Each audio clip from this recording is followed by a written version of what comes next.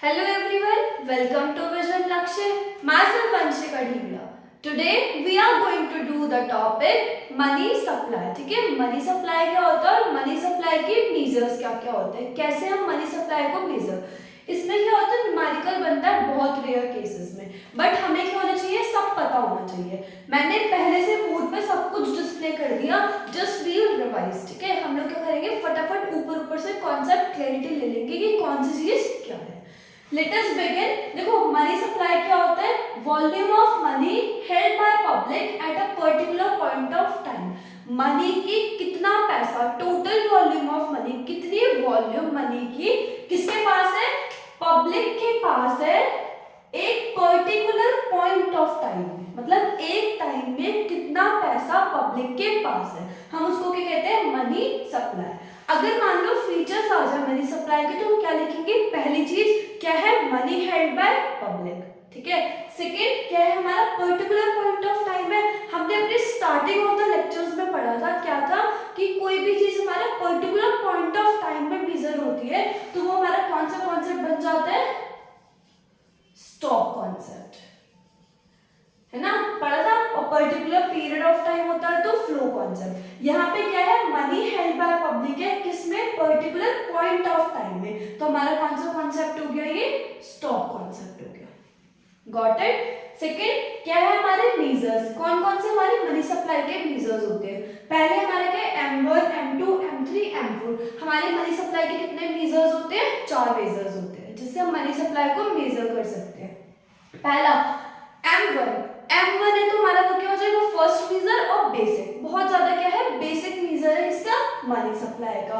हम इसको और क्या कहते हैं, ट्रांजैक्शन मनी भी कहते हैं। किसको, M1 बेसिक मेजर है, इसको एक और नाम से जाना जाता है जो कि हमारा क्या है, transaction money.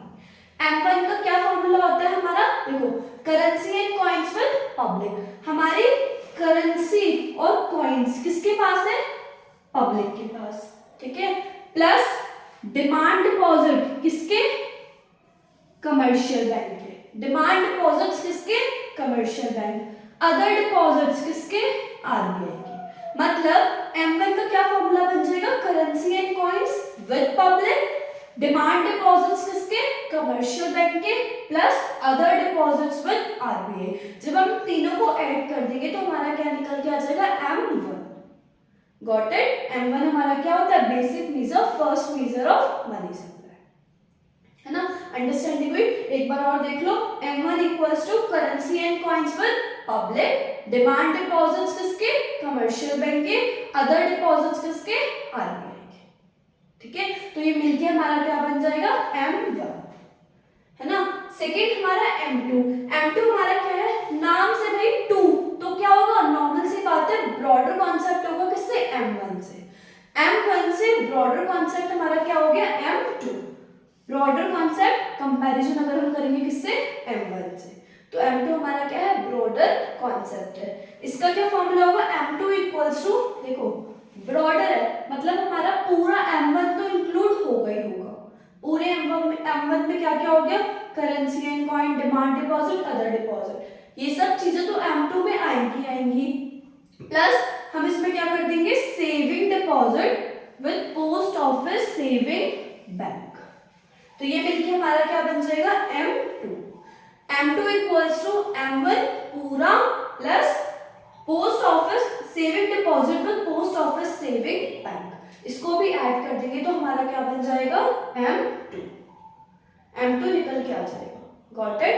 Next M3 broader concept है किससे, M1 से। क्यों, क्योंकि इसमें M3 के अंदर क्या है, हमारा पूरा M1 तो होगा ही होगा, ये सारी चीजें तो इंक्लूड होंगी, प्लस इसके अंदर एक चीज और ऐड हो जाएगी, क्या है, net time deposit with bank.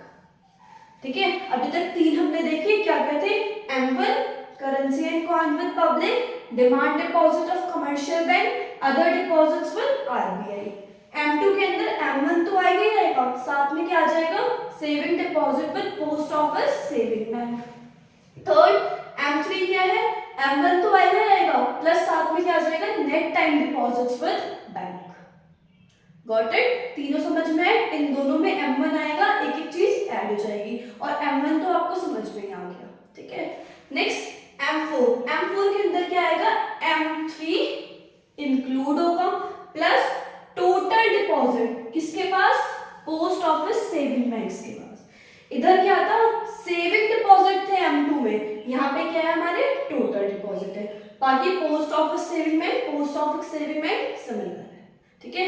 एक चीज में एक्सक्लूड होगी, क्या है, NSC, national saving certificate. Got it, ठीक है। देखो क्या है हमारा, फिर से देखते हैं। M1 currency and coin with public, demand deposit commercial bank, other deposit with RBI। M2 के अंदर M1 तो होगा ही होगा, प्लस एक चीज ऐड हो जाएगी, सेविंग डिपॉजिट किसके पास, post office saving bank. M3 broader concept है, क्या हो जाएगा, M1 तो आएगा ही आएगा, लेकिन net time deposits with bank.